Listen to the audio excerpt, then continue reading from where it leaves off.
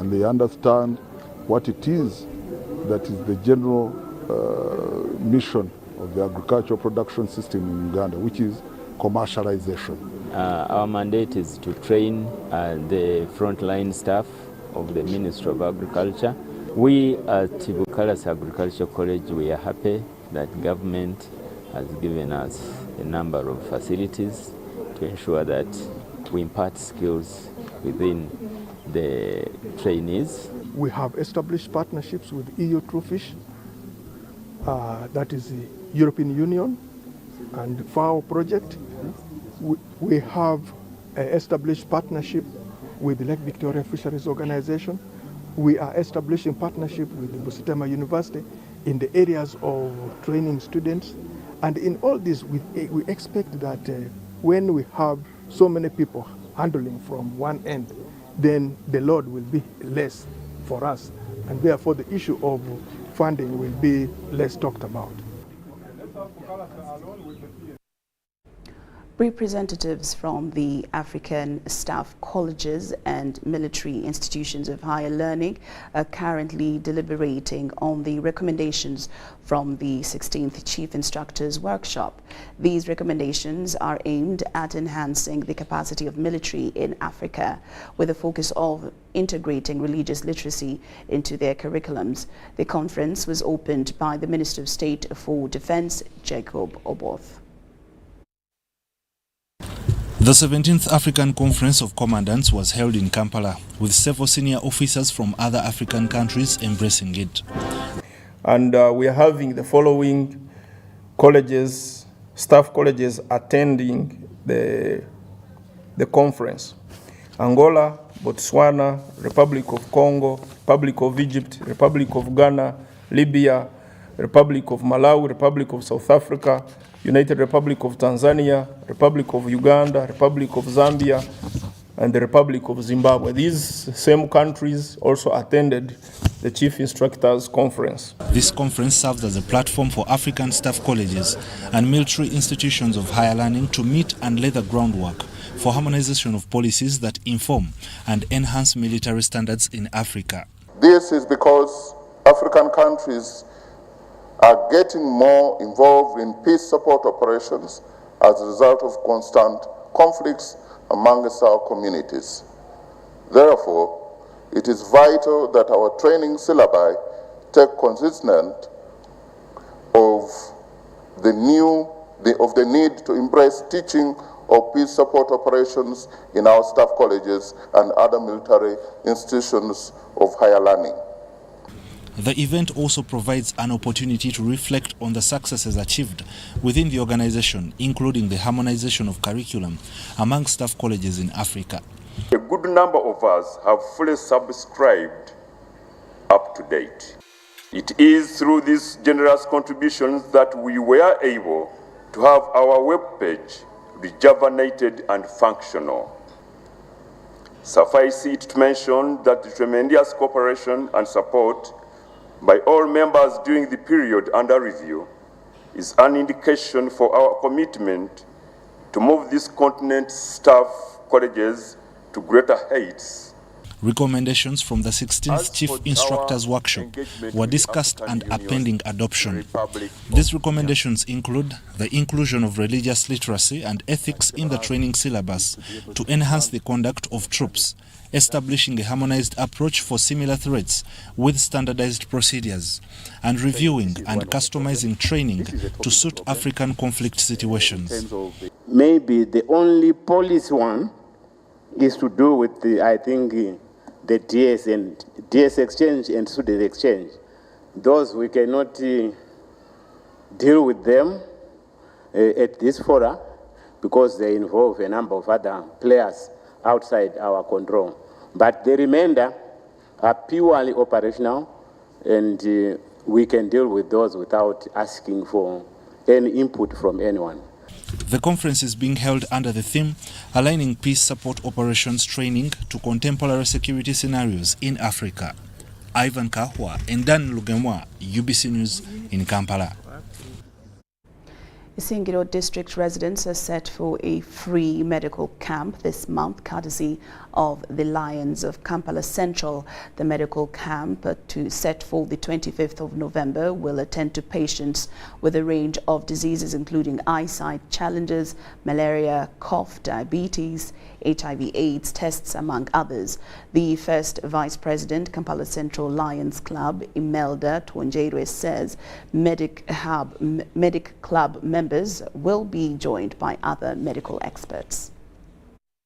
We have received a consignment of drugs and other consumables, especially biscuits and snacks for the medical camp that we are preparing for in Isingiro. Kashumba Health Center to Isingiro district is this month hosting a surgical and dental health camp, courtesy of the Lions Club of Kampala Central. The health camp to be held on the 25th of this month plans to offer free medical services to whoever turns up at the venue. We also targeting schools where we are going to give out sanitary towels to students, approximately like 1,000 students in schools. On the very first day, then we have also the free medical camp on the second day. That will be on 25th of November. The first Vice President of the Lions Club of Kampala Central, Imelda Tuonjere, explains that the health camp follows a request by some members of Kashumba community who wish to have medical services support of common ailments. We want to appreciate Chiboko for being so generous to us and for supporting us in bringing happiness to those that are less fortunate than ourselves. Participate in their medical camp, eye care camp, going to happen in this month, November month, and where we are going to give each and every Ugandans who are coming for the hospital, this camp, we will distribute them our snacks items free of cost to taste, and then we have to give this one the Buy Uganda, Build Uganda, and if it is we have to slogan that the Uganda Oe, Kiboko Oe. Tuonjere was leading a delegation from the Lions Club of Kampala Central to Chiboko Enterprises to pick an offer of a medical consignment and snacks to be used at the health camp. We try to extend little on many than spending more on little. We try to cover all sectors. The chairperson of the club's health committee, Makanga Dorothy, commended Chiboko and explained that all is ready for the medical camp with drugs, medicines, sundries, and personnel to diagnose those that will turn up. We want to thank the Chiboko for the generosity of whatever they have managed to contribute to us, and they're also looking forward to other companies which can come over to partner with us so that we are able to get more drugs. The Lions Club of Kampala Central is a member of the Lions Clubs of Uganda District 411B of Lions Clubs International. Crispus Arinitwe, Deo Habimana, UBC News. The Ministry of Works and Transport, in collaboration with the Russian joint stock global security company, has unveiled a digital licensing system for all vehicle and motorcycle number plates, aiming to gradually replace ordinary number plates. Now, during the official launch held at the ministry's headquarters, General Edward Katumba Wamala, the Minister for Works, and Jim Muhwezi, the National Secretary Minister, emphasized the new system will help curb crime and reckless driving among road users. Central government, these are trailer categories. Just a bit. Recently, the Cabinet Minister of National Security, Major General Jim Muhwezi, revived the President's dream of digitizing road vehicle license plates to reduce the rampant crime rate across the country. Minister Muhwezi presented the idea to Parliament, and on 8th August 2023, he and his counterpart Katumba Wamala appeared before the MPs on the Physical Infrastructure Committee to discuss the project. After discussions, the Ministry of Transport, in collaboration with the Joint Stock Global Security, which was commissioned to develop the license plates, to launch the Intelligent Transport Monitoring System. Now, if you're a parastatal like now, UNRWA, this code will be the code for Ministry of Works and Transport, that 8. To reflect your entity. There was a demonstration of how it will be used, as the vehicle will have a QR scan code and a safety chip, which will help track them in case of any problems. With the registration plate. So this black device is the chip. Minister Katumba Wamala said the new digitalization system has numerous benefits. Safety and control of motor vehicle-related criminality in the country. I am one of the victims of that, so I know what I'm talking about. More to this, the project will also be able to deter theft of motor vehicles. System will also discourage reckless driving due to constant monitoring through the CCTV camera network, making enforcement easier. Katumba elaborates on how the system will help reduce government expenses on road accidents. It spends on average 342 million every day.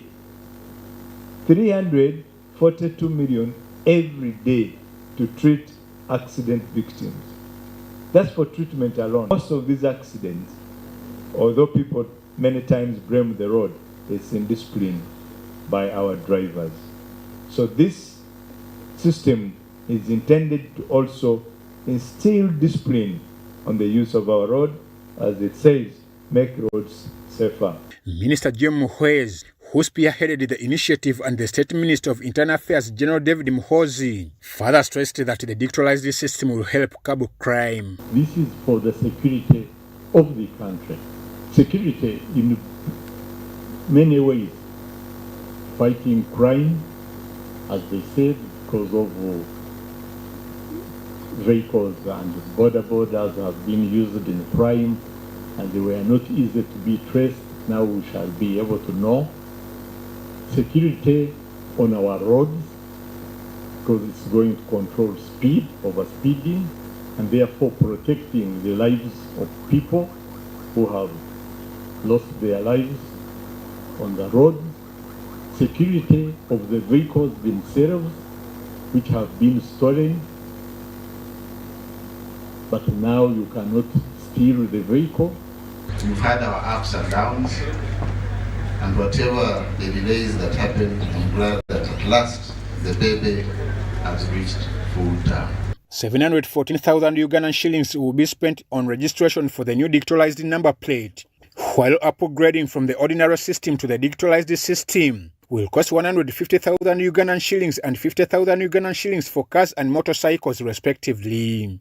There are changes in appearance of the number plates, as each follows under its own category, including private, business, institutions, embassies, and government. The new system will start with government vehicles and will be rolled out in Kampala Metropolitan and later across the country. The digitalized system has seen Uganda's journey in technology improve.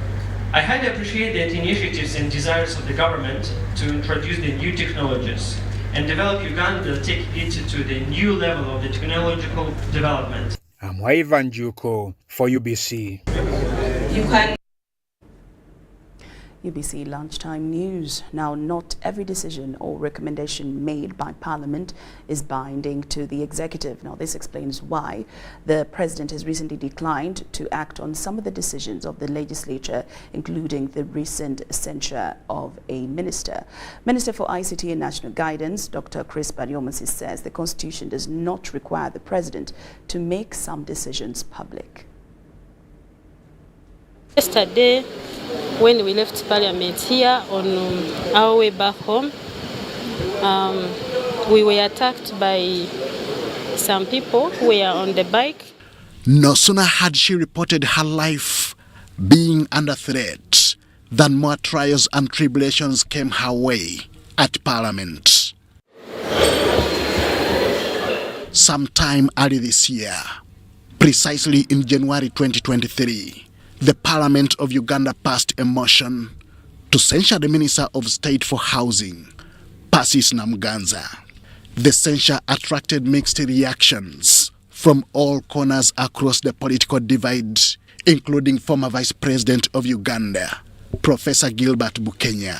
If the reason for censuring that minister were legitimate, and the issues discussed would affect the country's development, then that means unfortunately must go. The decision by Parliament was to be communicated to the President for further action. To date, such decision is yet to be made public.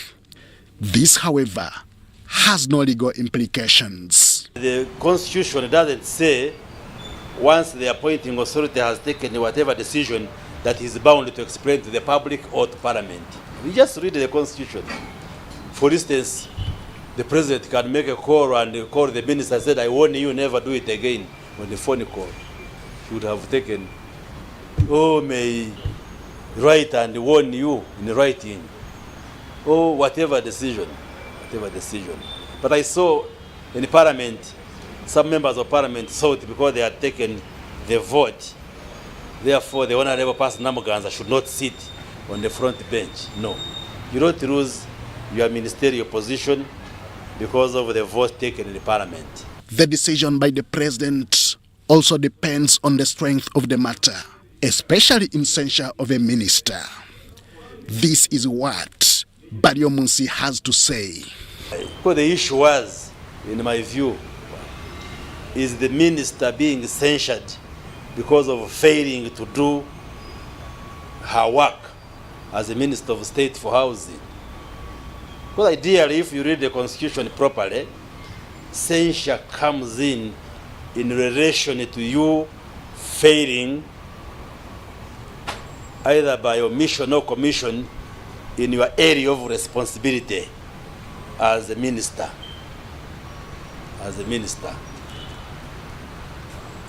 If I quarrel with my wife at home, are you going to come and censure me in Parliament because I had a quarrel with my wife? Those are the issues which you sometimes you don't interrogate as media. Such a position also extends to other parliamentary decisions which the President has not acted upon.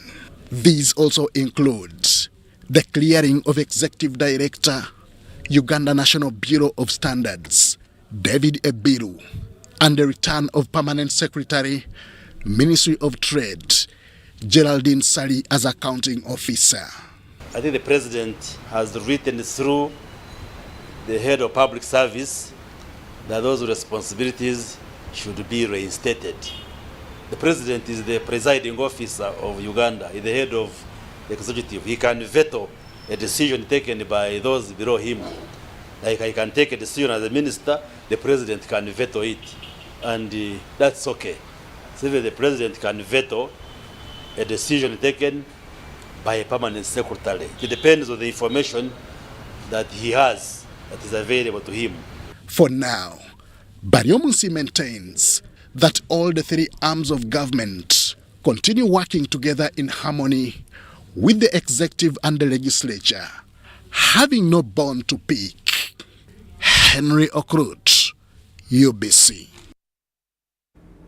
The government, through the Microfinance Support Center, has provided financial literacy training to reformed Dodoth Karuchunas in Kabong district. The aim is to change their mindset to boost household income through job creation. The Dodoth warriors have requested the government to expedite the Karuchuna empowerment program, and the training was officiated by Kabong's resident district commissioner, Captain Chris Mike Ochiria.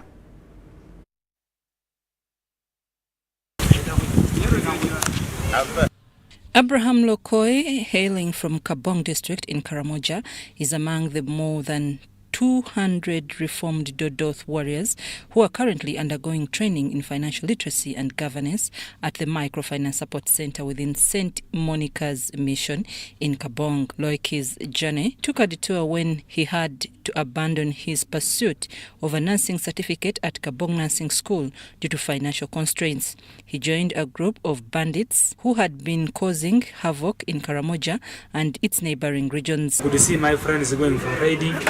I also say, now let me also join this guy. How can I get the source of survival? How can I survive? How can I support?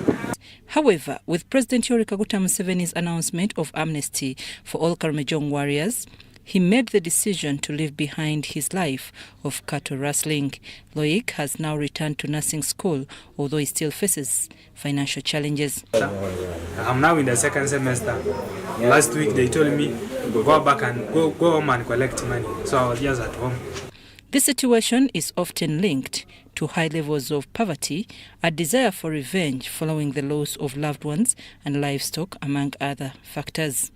Father Raphael Lobeli took the initiative to encourage Karakanas to voluntarily surrender their weapons. We shared this information with the OPM, the Ministry of Karamoja Affairs.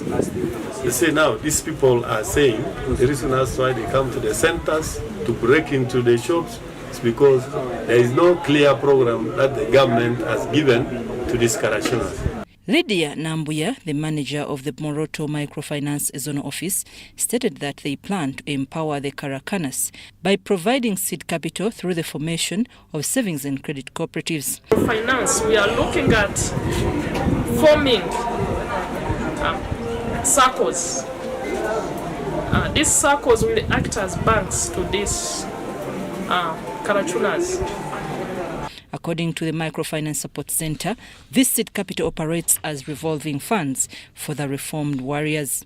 Leaders have commended the Microfinance Support Center for its training efforts. To be trained in the elementary management of a Sacco, so that people appreciate that when you receive money, if you are given microfinance as an individual, it is not to waste it, but to be able to invest it in the That's one of the ways to ensure that we do not make any more losses with the finances that we have given this Karachuna. The reformed Dodoth warriors are urging the government to expedite the process of financial empowerment to discourage them from rearming. Trading will finish us at least. The money to be speeded up and be brought, and the Karachunas will engage business only. The Microfinance Support Center offers training in group formation and mobilization for Karakanas, financial literacy, governance, and many are keen to venture into livestock trading, cereal bulking, and apiary businesses. I'm Navka Farida and Moriniga. UBC Lunchtime News takes a very short break, but we return with more stories after these messages.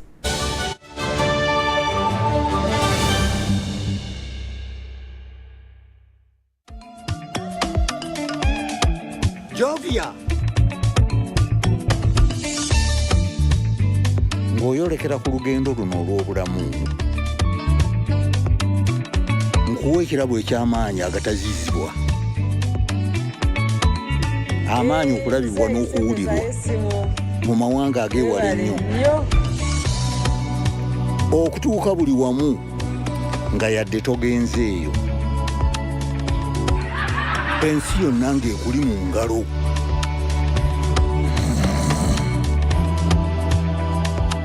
Okutambula mu biseera n'okumanya buli kimu ekirina okumanyibwa.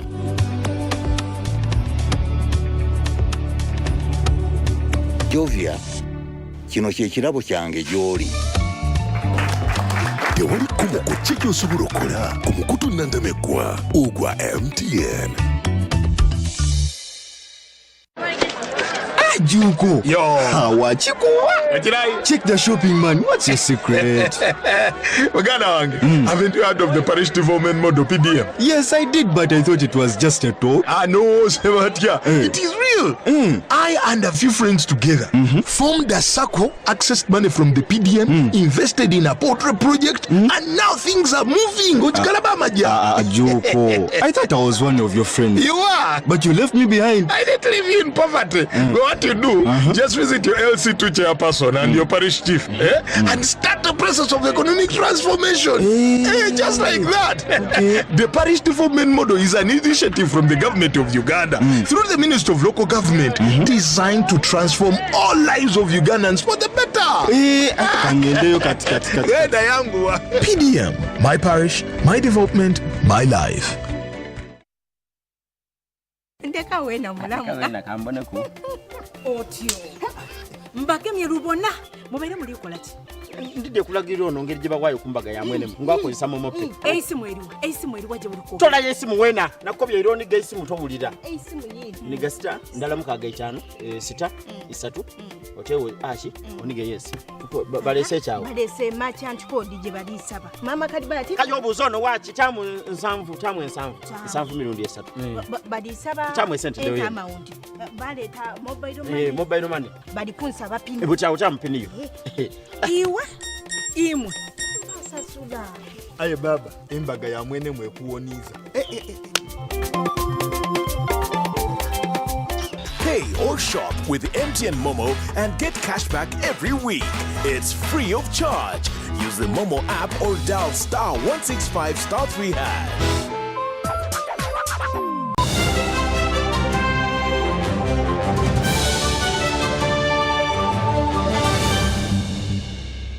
Welcome back from that break, and now onto the business scene. The Uganda Manufacturers Association, UMA, has issued a report on the 29th Uganda International Trade Fair in 2023. UMA's chairman, training and projects subcommittees, Haji Senyondo Manusuli, emphasized the pivotal role of the educational pavilion in driving innovation and fostering growth within the manufacturing sector. Manusuli highlighted that the pavilion served as an exceptional platform focused on equipping both learners and the public with the knowledge and expertise needed to excel in the dynamic and digital-driven manufacturing industry. Now, UMA is now actively collaborating with industry experts and relevant stakeholders for the 2024 UMA Industrial Education Pavilion as it commemorates the 30th anniversary of the Uganda International Trade Fair. Learning experiences that allowed attendees to engage in hands-on activities, gaining valuable insights in the manufacturing industry. This practical approach fostered deeper understanding of the sector and its inner workings.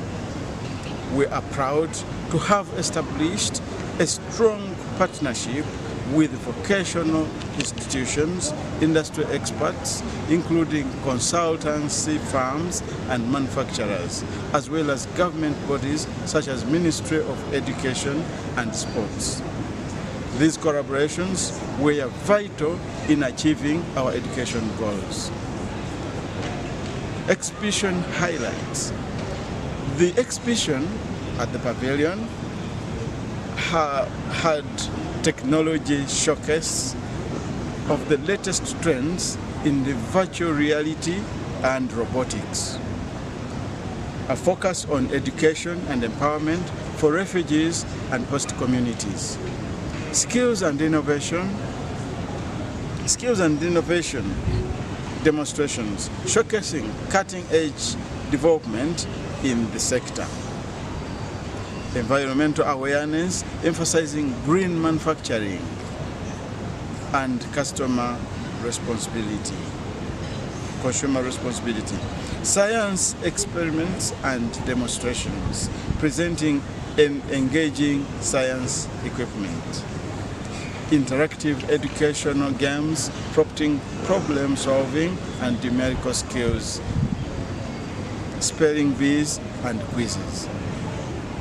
A language art zone with a wide range of reading materials and storytelling. Lastly, Uganda Manufacturers Association invites the industry experts, relevant stakeholders to partner in the 2024 UMA Industrial Education Pavilion as it celebrates 30 years of the Uganda International Trade Fair. Such partnerships are vital in shaping the future of next generation of skilled professionals. Residents of Greater Bushenyi have lauded President Yoweri Museveni for enabling the existence of savings and credit cooperative societies. These, they say, help farmers and especially women to improve household incomes. But despite the role they play, savings and credit cooperative societies like Nyabubare sub-county, the Saccos seeks for more funds from government to cater for more numbers to improve value addition.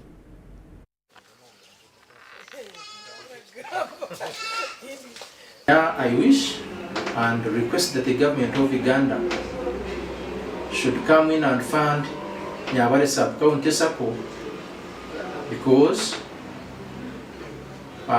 with the capital that we have is not enough. For example, we are receiving someone, or we receive someone who wants like 200 millions, and for us, we are only stopping at 50 millions. It's good to have these circles because they are around, they operate within, they come to villages and teach us, they call us for workshops. They take a lot of time. For example, you can take a week going to Shaka, which is the nearest, where you can get the nearest banks. It takes a lot of time and a lot of money, transport.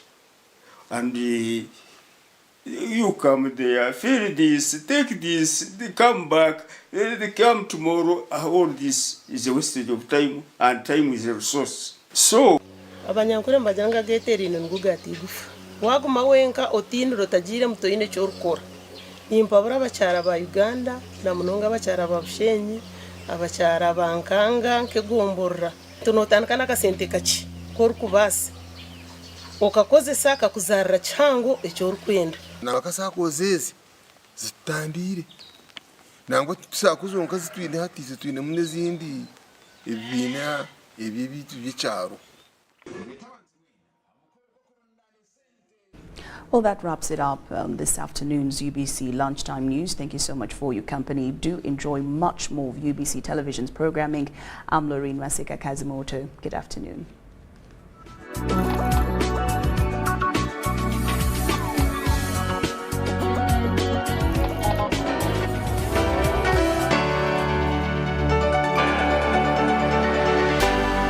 UBC, inspiring Uganda.